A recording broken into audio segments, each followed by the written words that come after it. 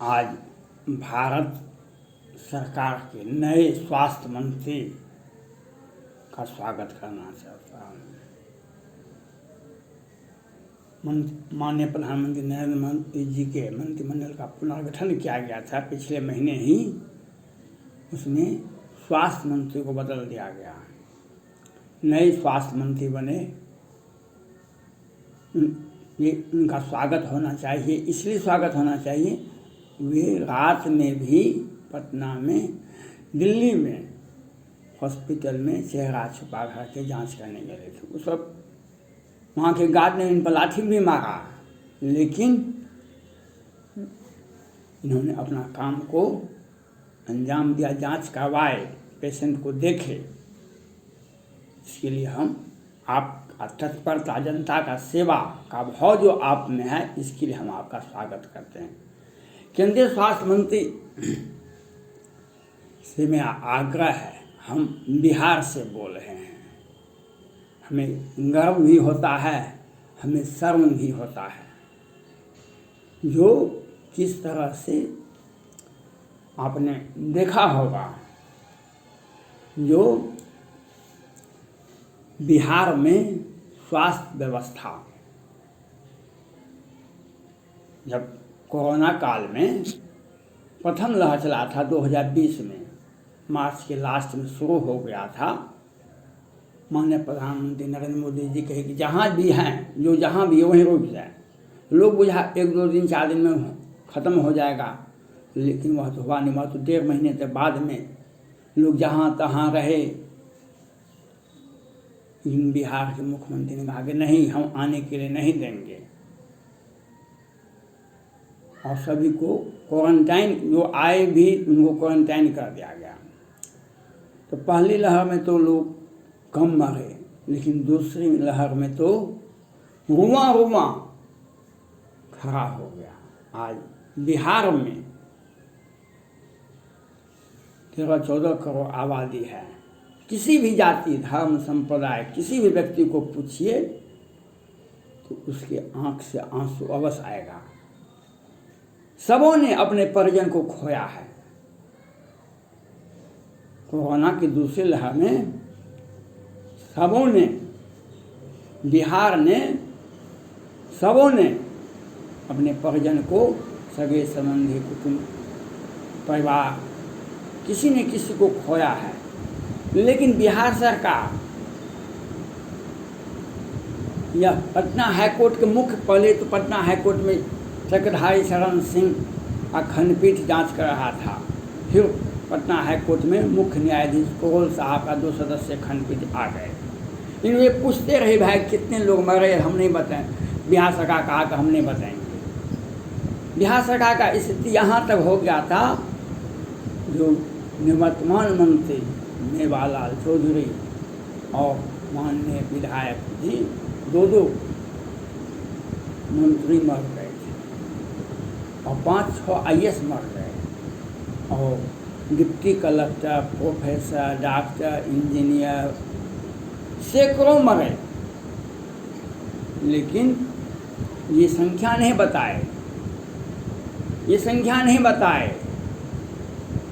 और जब चक्रधारी शरण सिंह ने केंद्र सरकार के स्वास्थ्य विभाग को सूचित किया कि आप अपर सेक्रेटरी रैंक के पदाधिकारी को भेजें, 2 दिन के अंदर हमें बतावें केंद्र सरकार क्या क्या सुविधा देती है बिहार के स्वास्थ्य विभाग को।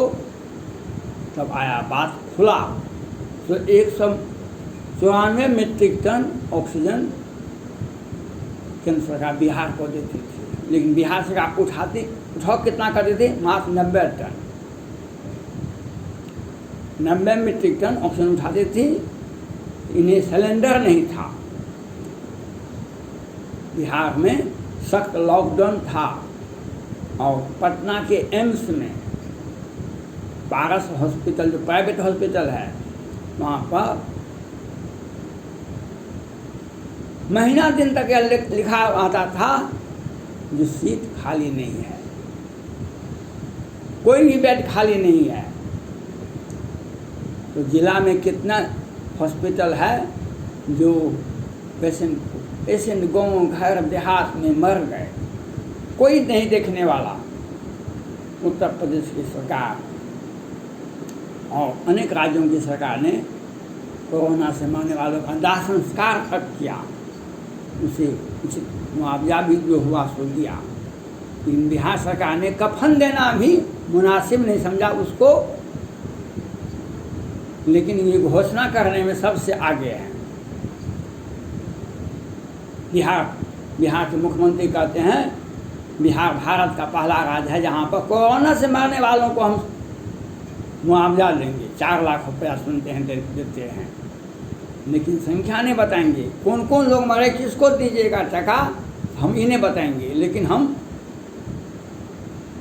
पटना हाईकोर्ट के माननीय मुख्य न्यायाधीश करोल साहब पूछते थक गए, ये नहीं बताए। अंत में बताए हॉस्पिटल में मरने वालों की संख्या 9,889 हुआ। ये हॉस्पिटल में मरने वालों की संख्या पटना में, अब पूरे राज्य में मरने वालों की हॉस्पिटल में मरने वालों की संख्या है। लेकिन देहात गांव, एक पंचायत में 5 गांव होता है, 5 गांव में 10 टोला होता है। उस टोले में कौन मरा, उसका नाम क्या है, उसका लोकेशन क्या है, ये नहीं बताएंगे। मैं केंद्रीय स्वास्थ्य मंत्री से आग्रह करता हूँ, मोदी जी का जो मिशन है, माननीय प्रधानमंत्री नरेंद्र मोदी जी का, उस पर आप खरा उतरें। स्वामी विवेकानंद ने अमेरिका की शिकागो यूनिवर्सिटी में भाषण दिए थे, मानवता की सेवा ही ईश्वर की सच्ची सेवा है। आज सारी सुविधाएं केंद्र सरकार भेजती है, लेकिन बिहार सरकार विधायक का फंड का 600 करोड़ रुपया निकाल लेते हैं, ले लेते हैं अपने फंड में, कहते हैं हम कोरोना से मरने वालों को सेवा देंगे, जांच करवाएंगे, उसके लिए पैसा लेंगे। केंद्र सरकार कितना देती है यह नहीं बताती है। जब मरने वालों का संख्या नहीं बता सकते हैं तो आप क्या लाभ देते हैं। मैं केंद्रीय स्वास्थ्य मंत्री से मैं आग्रह करना चाहता हूँ, मीडिया में, अखबार में, सोशल मीडिया में, न्यूज़ पर तीसरी लहर का खबर आ रहा है। ये सारे मीडिया एक ही बात कहता है, तीसरी लहर का आ रहा है। बिहार में भी मधुबनी के 40 पेशेंट पॉजिटिव पाए गए। बिहार के मुख्यमंत्री ने उस पॉजिटिव को नेगेटिव में बदलवाए और यहाँ पर बिहार में अभी तक कोई पॉजिटिव केस नहीं आया। तीसरा कोरोना का तीसरा वेरिएंट का कोई भी केस नहीं मिलता है बिहार सरकार को। लेकिन बिहार सरकार का इतिहास है, मुजफ्फरपुर में भी 2019 में सैकड़ों बच्चे को बीमारी हो गया था, सैकड़ों बच्चे मर गए थे। उस वक्त भी स्वास्थ्य मंत्री और मुख्यमंत्री कहते थे आप त्यागपत्र दीजिए, आप त्यागपत्र दीजिए, लेकिन किसी ने त्यागपत्र नहीं दिया। बिहार का स्वास्थ्य व्यवस्था जो 20 बरस पहले था उससे भी बदतर है। लेकिन बिहार सरकार, मैं केंद्रीय स्वास्थ्य मंत्री से मैं ये जानना चाहता हूँ, बताना चाहता हूँ, पूछना चाहता हूँ, कहना चाहता हूँ, आप बिहार में 3 माननीय प्रधानमंत्री नरेंद्र मोदी जी कहते हैं जिला का प्रभार IAS, नए IAS अफसर को दीजिए। आपसे आग्रह है केंद्रीय स्वास्थ्य मंत्री से, आप 3 IAS अपर सेक्रेटरी रैंक के भेजिए बिहार। जो वेंटिलेटर की क्या व्यवस्था है, बिहार में 265 वेंटिलेटर बिहार सरकार ने खरीदा। बिहार सरकार ने किस बजट में विधानसभा में पास करवाकर किस साल के बजट में यह खरीदा, कितना खरीदा, क्या 1000 करोड़ का घोटाला किया, दवाई कितना आता है, क्या साल का, क्या 1000 करोड़ का दवाई आता है, ऑक्सीजन की क्या व्यवस्था है, और कितने आज तक घोटाला हुआ है। बिहार में 3 मंत्री हुए, 3 व्यक्ति हुई स्वास्थ्य मंत्री हुए हैं। सुशील मोदी जी पहले स्वास्थ्य मंत्री थे, तब फिर नीतीश कुमार जी स्वास्थ्य मंत्री थे, और अभी मंगल पांडे जी स्वास्थ्य मंत्री हैं। लेकिन इन लोगों के नीतीश कुमार जी और मुख्यमंत्री माननीय मुख्यमंत्री नीतीश कुमार जी और स्वास्थ्य मंत्री मंगल पांडे जी का व्यक्तिगत अकाउंट, इनके खानदान का, परिवार का व्यक्तिगत अकाउंट, इनके पार्टी का फंड का अकाउंट देखा जाए तो हजार करोड़ रुपया से कम नहीं मिलेगा। पारस हॉस्पिटल का पैसा देखिए कहाँ कहाँ जाता है। लेकिन स्वास्थ्य विभाग का जब हॉस्पिटल में मरने वालों की संख्या लगभग 10,000 हो गया तो खेत खलियान, टोला टप्पा, गांव में, पंचायत में मरने वालों की संख्या कितनी हो सकती है? लाखों होगी। लेकिन बिहार सरकार ने नहीं बताया। अब तीसरा वेरिएंट आ रहा है।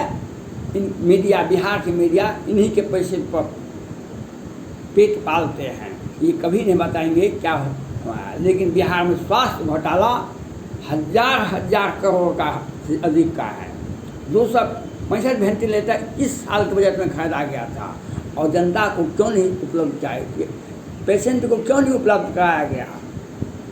इनको जांच ये कहते हैं उनको वेंटिलेटर चलाने वाला नहीं है, तो आप क्यों खरीदे थे? एक ही बार में खरीदे थे। भारत की किस कंपनी से वेंटिलेटर खरीदे? विदेश की किस कंपनी से? क्या 1000 करोड़ का है, कितना खरीदे?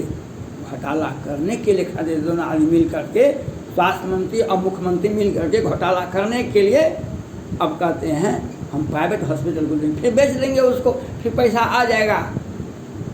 मैं केंद्रीय स्वास्थ्य मंत्री से आग्रह करता हूँ, आप 3 IAS अफसर को जो अपर सेक्रेटरी हैं उसको भेजिए, बिहार का स्वास्थ्य विभाग का जांच करवाइए, जो किस तरह से जनता को सेवा दिया जाता है।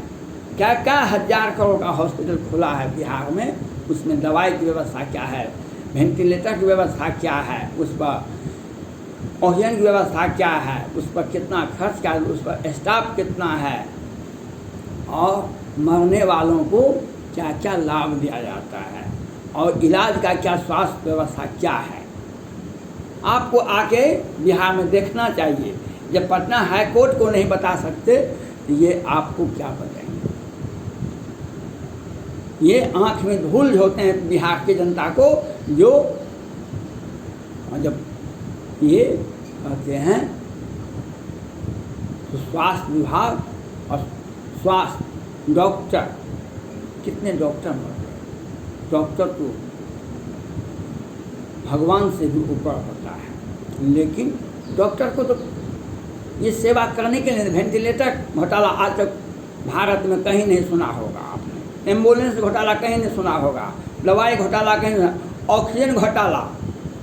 बिहार विधानसभा में जदयू के माननीय विधायक ने कहा हमारी पत्नी, हमारे परिजन के लिए मैंने 25,000 में ऑक्सीजन सिलेंडर खरीदा था। वे विधायक जी को, आम आदमी को तो ऑक्सीजन, अब तो जिला में ऑक्सीजन प्लांट खोला जाता है, वह घोटाला करने के लिए। आपने 19 में क्या व्यवस्था किया था, 2021 में दिखा दिया। पूरे भारत में सभी राज्यों को मिला करके भी जितना मरा होगा उससे ज़्यादा बिहार में मरा है। बिहार के बगल में है अति पिछड़ा